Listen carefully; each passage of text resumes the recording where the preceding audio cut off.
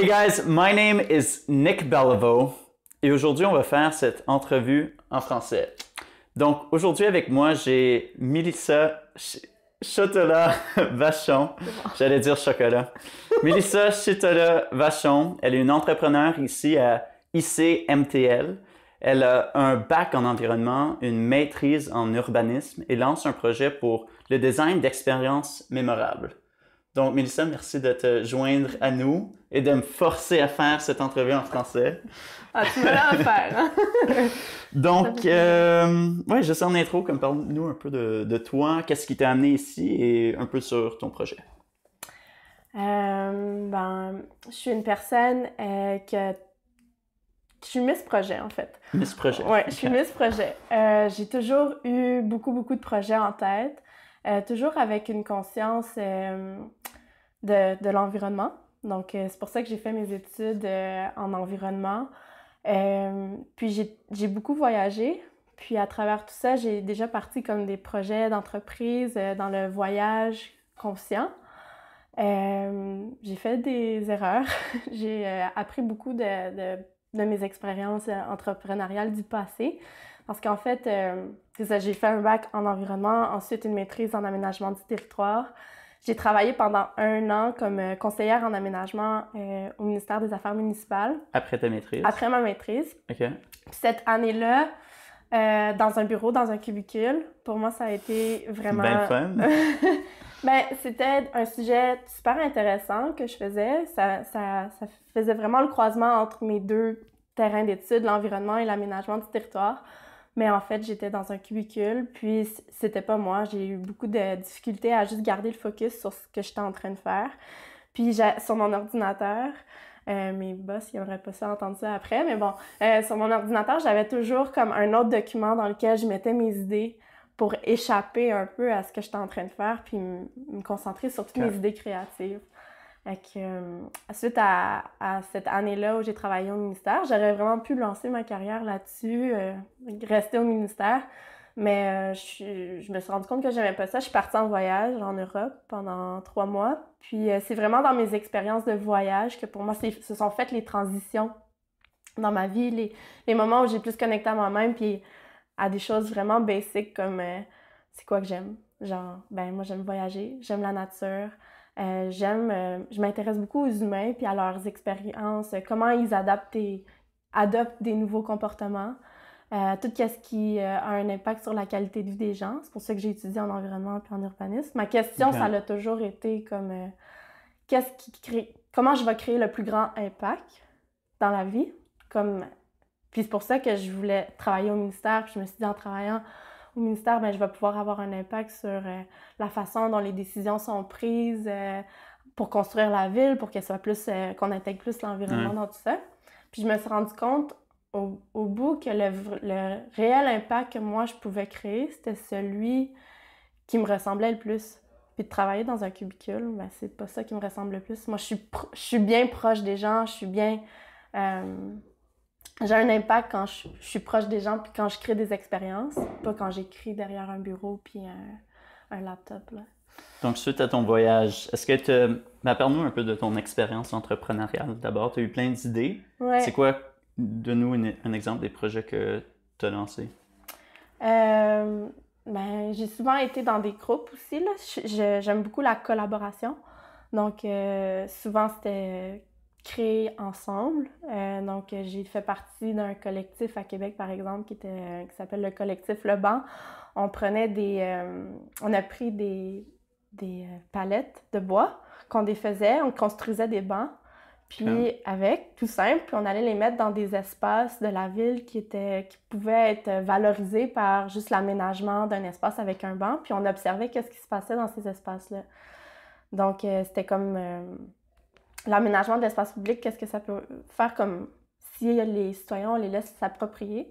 Puis aujourd'hui, le collectif Le Banc s'est transformé en atelier Le Banc, puis il y a des employés à temps plein, puis ils ont des mandats municipaux pour réaliser des placettes publiques. Donc c'est un projet qui a continué sans moi, mais que j'ai aidé à initier. J'ai aussi j'ai eu un projet sur le voyage conscient. Donc, créer des retraites où on investit un espace, par exemple une ferme, puis j'invite des gens à travailler sur la ferme, donc ils se sensibilisent au travail, mettons, d'agriculteurs, mais c'est des agriculteurs qui respectent la terre, donc souvent qui sont naturels ou biologiques, certifiés ou pas. Donc on se sensibilise à l'agriculture naturelle, locale, le manger santé, cours de yoga le matin que moi je donnais, parce que j'ai fait ma formation aussi comme professeur de yoga en 2014. Donc, une sensibilisation à cette reconnexion-là à soi, à la reconnexion avec notre territoire, puis l'essentiel finalement, puis à ces façons-là qui sont alternatives aujourd'hui, qu'on dit alternatives, mais qui finalement sont à la base du développement d'une économie locale, développement personnel. Donc, je m'intéresse beaucoup à la reliance, finalement, à comment on se reconnecte avec l'essentiel, comment on le fait rayonner. Donc c'est ça qui m'a amené petit à petit vers le design d'expériences mémorables. J'appelle ça comme ça pour le moment. C'est encore comme nouveau dans mon vocabulaire de qu'est-ce que je veux créer pour moi. Est-ce que cette, disons, entreprise-là, oui, tu comptes le créer tout seul ou rester dans la ligne ou est-ce que tu le fais en collaboration avec d'autres? Je veux partir du point où je suis seule pour le départ, mais je compte, je sais que mon avenir entrepreneurial est beaucoup dans la collaboration, mais je veux être capable de choisir mes partenaires pour chacun des projets que je vais entreprendre. Fait que il y a peut-être des partenariats qui vont se construire sur le long terme, avec des gens qui partagent vraiment ma vision puis les valeurs que je vais mettre de l'avant. Mais ça se peut que ça soit un one-shot, un événement spontané. Puis là, je fais appel à tel musicien, tel catereux, traiteur, animateur de rue. Donc. OK. Et pourquoi tu as pris la décision d'abord de venir dans ce programme ici versus juste si tu as déjà l'expérience avec un bac, une maîtrise, retourner dans un programme de cégep? Oui. Ben, ça a été...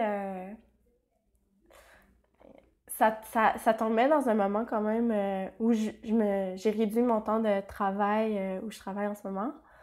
À la Société de développement environnemental de Rosemont, je travaille en environnement, en mobilisation citoyenne, dans les ruelles vertes. C'est des projets innovateurs où il y a de l'événementiel. Puis là, je me suis dit, ben j'avais déjà prévu réduire mon temps de travail pour me concentrer sur mes projets personnels de mon côté, donc à temps partiel.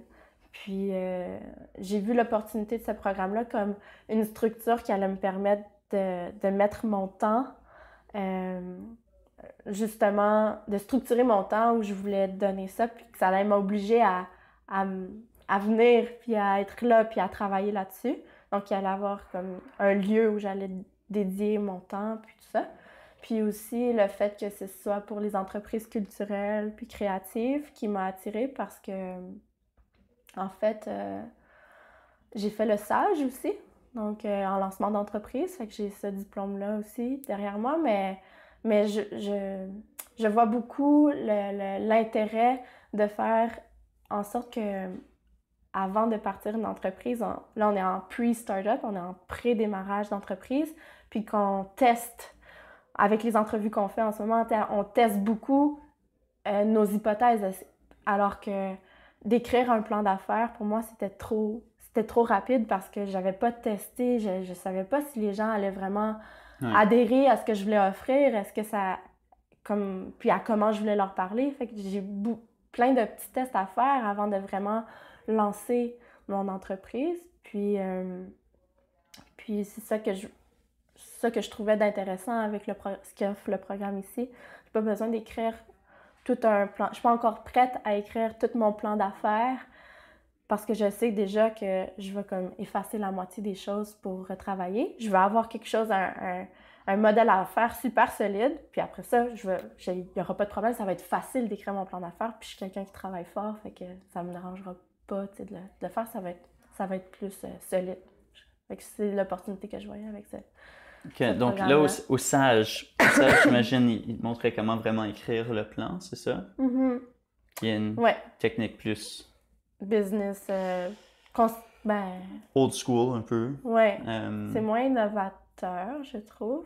Ben, c'est très traditionnel parce que dans le temps, Ouais, c'est comme ça, on pensait qu'une business était structurée et tu n'avais pas besoin de faire les tests. Comme si on pense même aux campagnes de marketing avant le web, ouais, des entreprises dépensaient un budget de quoi? 1 million de dollars pour mettre ça sur la télé, dans les magazines, sans savoir le réel retour. Avec le web, on peut mettre 100 dollars, mais mesurer chaque cent, comment c'est ouais, utilisé et voir vraiment le retour des consommateurs, qu'est-ce qu'ils font, qu'est-ce qu'ils cliquent, qu'est-ce qu'ils regardent. exactement. Je pense que de la façon dont on fait le programme en ce moment, ça réduit notre risque de au niveau financier, mais au niveau personnel aussi, parce que on se lance souvent dans des choses qu'on on sait pas, c'est pas le retour qu'on va avoir. Ben, c'est un peu les erreurs que j'ai fait avant, dans mes autres lancements d'autres projets. Hein? J'ai aussi voulu partir un organisme à but non lucratif. C'était pas la forme qui était appropriée pour ce que je voulais faire. Je m'en suis rendu compte avec le temps. Il a fallu que je ferme mon organisme aussi, avec tout ce que ça prend, un CA, puis tout ça. C'était, tu sais, finalement, ça correspondait pas au projet que je voulais faire, puis j'avais pas eu de guidance par rapport à ça. Même à travers le SAGE, j'ai pas réussi à avoir mes réponses. C'est très business oriented, tu sais, c'était très focus là-dessus. Puis sur les coops ou sur les formes comme plus d'entrepreneuriat social ou environnemental, c'était pas très abordé. Puis même le réseautage que je faisais, il était pas aussi ouvert. C'était des gens qui faisaient de l'importation-exportation, qui étaient dans la restauration. Tu sais, il y avait moins d'opportunités de réseautage pour moi ou de connexion avec les gens qui étaient là. Donc, j'ai trouvé ça moins intéressant pour moi en tant que... Je me considère comme entrepreneur créative, artiste du changement. T'sais. Fait que je trouvais que c'était pas... ça n'a pas été assez pour moi pour vraiment être capable de me prendre appui là-dessus pour me lancer.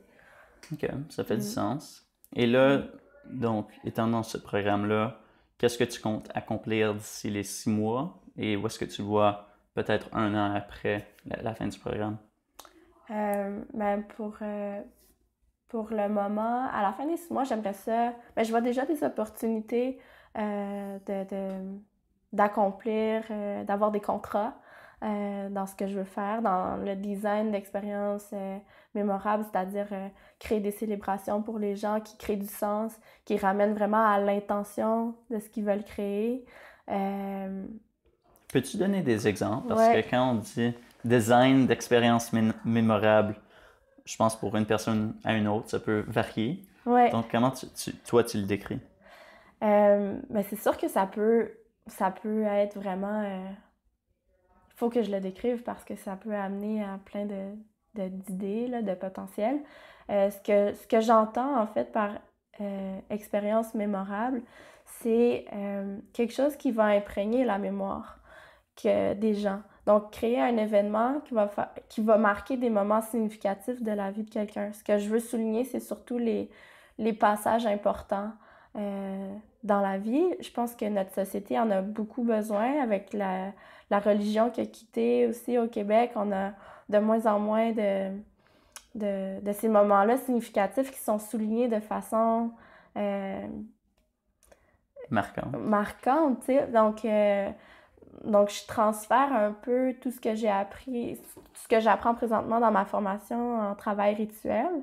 Je le transfère là-dedans. Puis, par exemple, quelqu'un qui veut souligner un 30e anniversaire, puis qui veut faire en sorte je sais pas, d'être reconnu à ce moment-là, de le souligner d'une façon significative, que les personnes importantes pour elle soient là. Par exemple, je peux penser à mais c'était mon 31e, mais pour moi, c'était comme mon entrée dans la trentaine, parce que j'avais pas vraiment célébré Je vois vraiment l'importance de célébrer puis de marquer des moments dans la vie, parce que mon 30e, je l'avais pas vraiment célébré, puis là, je me suis dit, OK, je vais me reprendre, je vais le faire à mon 31e. J'ai invité mes amis intimes chez mes parents, j'ai créé quelque chose d'intime, puis ce que je voulais leur dire, en fait, c'était eux, ils font partie de ma famille. Alors, comment on crée des environnements, des événements qui vont marquer non seulement la conscience de la personne qui le vit, mais sa communauté, sa famille, son réseau. Puis on a fait comme un partage à la fin, en cercle, puis je leur ai demandé c'est quoi votre souvenir de notre rencontre ou un souvenir comme qui est marquant pour vous dans notre relation. Puis le partage, en fait, ça a fait en sorte que mes parents ont compris qui étaient mes amis, puis pourquoi ils valorisaient notre relation. Puis c'est pas toutes mes amies qui se connaissaient parce que je suis vraiment quelqu'un qui fait plus du one-on-one, tu sais. J'aime ça être... je privilégie les moments un à un. Comme cette entrevue. Comme cette entrevue, exact. Un à un. Puis ça a donné l'opportunité à mes amis de se rencontrer puis de savoir comme c'était quoi notre relation, puis tout le monde. Donc ça a créé vraiment quelque chose d'important pour moi. Puis c'est ce genre d'événement-là, c'est quand même assez simple, mais c'est dans les détails, dans la façon dont c'est organisé, qui peuvent amener... C'est juste se rappeler, ben c'est quoi ton intention? Est-ce que ça pourrait être pour un passage à la retraite, par exemple? Comment on fait un passage à la retraite bien fait? Comment on fait pour redonner du sens à la vie après une carrière entière? Donc, tu es consultante, dans le fond. Oui, mais j'aimerais ça aussi pouvoir donner l'opportunité aux gens, s'ils le veulent, d'être facilitatrice pour leurs événements. OK. Donc, d'organiser les événements et de les aider à organiser, faire de l'accompagnement là-dedans, puis aussi, s'ils le veulent, faire de l'animation. OK. Mm. Cool. Ouais. Donc, revenons à la question originale, c'est dans Ouais. 6 mois, t'es où? Là qu'on comprend qu'est-ce que tu veux faire, t'es où dans 6 mois? Ben dans 6 mois, je me vois déjà avoir des contrats, justement, ou faire de l'accompagnement de certains événements, comme quelqu'un qui va organiser une fête, une célébration pour justement un passage à la retraite. C'est vraiment quelque chose qui me touche. Ma mère est dans ce passage-là en ce moment aussi, fait que je l'accompagne là-dedans. Les anniversaires, pour moi, c'est aussi... ça va vraiment être personnalisé. Fait que des opportunités comme ça, des opportunités aussi auprès d'entreprises qui voudraient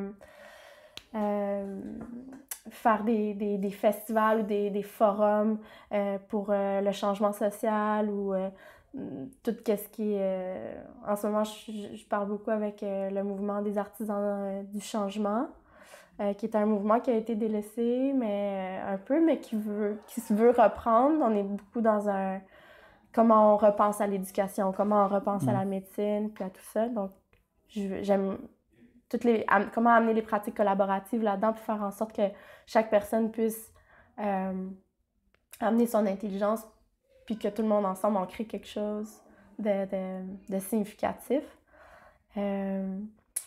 Donc, je veux m'inscrire aussi auprès de ces entreprises-là qui ont des valeurs environnementales, sociales, qui veulent changer les choses. Je me vois là, peut-être à temps partiel, puis éventuellement à temps plein là-dedans. Là. J'aimerais ça. Et c'est quoi ton plus grand frein en ce moment? Le temps. Si on pense au temps, on pense aux ressources financières aussi. Parce que le fait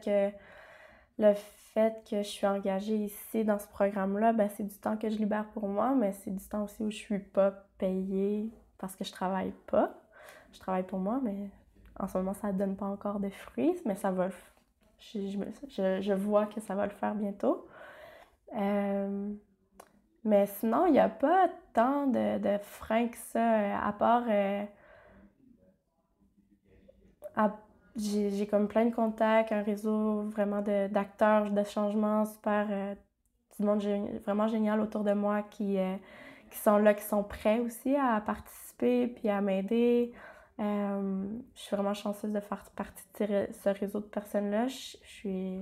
J'ai cette chance je pense, de savoir bien m'entourer. Donc, ouais. Donc, si tu n'avais plus ta job à temps partiel, tu faisais juste ça, tu voudrais faire ça à temps plein? Oui, ouais. Je vois beaucoup aussi l'opportunité d'organiser des retraites en nature pour faire des moments de reconnexion à soi, mais aussi à la nature. Je pense que c'est quelque chose qu'on a beaucoup perdu, que les Montréalais on perd avec la vitesse puis la pression qu'on a à travailler, puis le stress qu'on a, cette pression-là, de pouvoir créer des moments où on se retire de notre quotidien pour vraiment penser à nous, se reconnecter, puis voir, ben c'est quoi mes priorités dans la vie. Ah oui, ma famille, je l'ai mis de côté. Tu sais, si on s'arrête pas, ben tout ça, on passe à côté de notre vie, puis moi, je trouve ça tellement dommage de voir des gens qui ont avancé en âge, puis qui finalement, ils réalisent au moment où ils prennent la retraite, mon Dieu, j'ai pas pris soin de...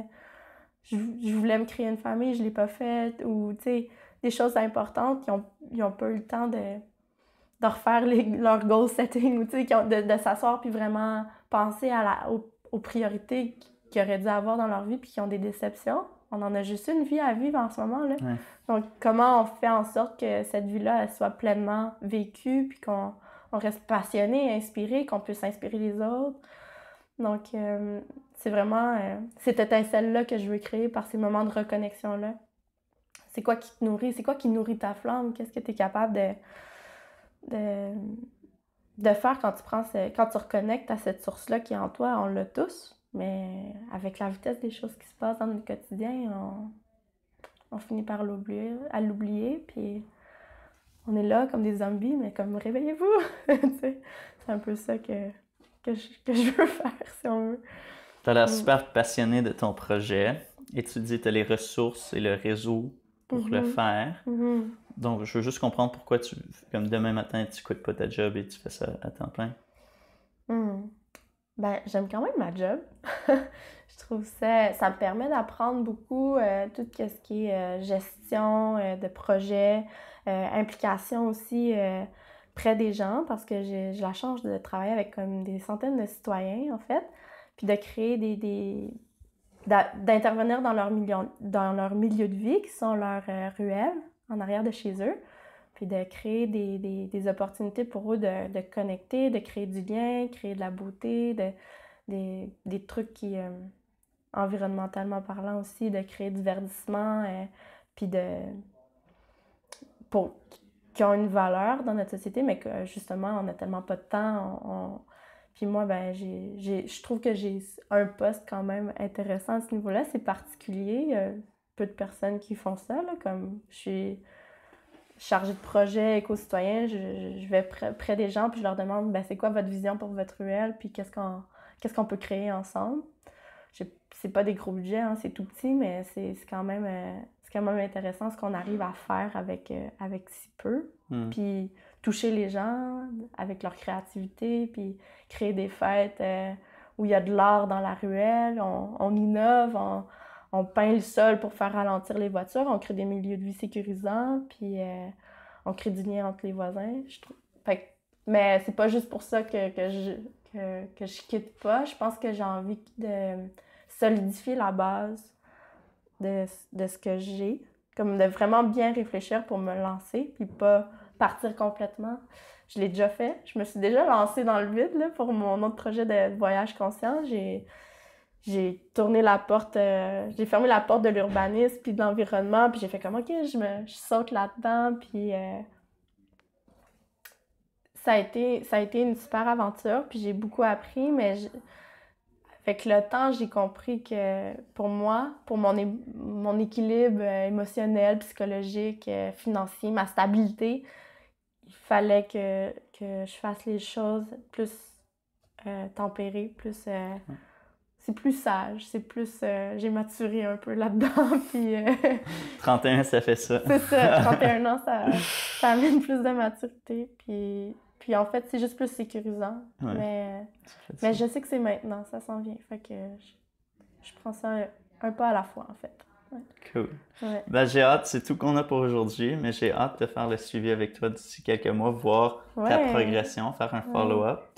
Et, merci pour l'opportunité. Ben, c'est très cool.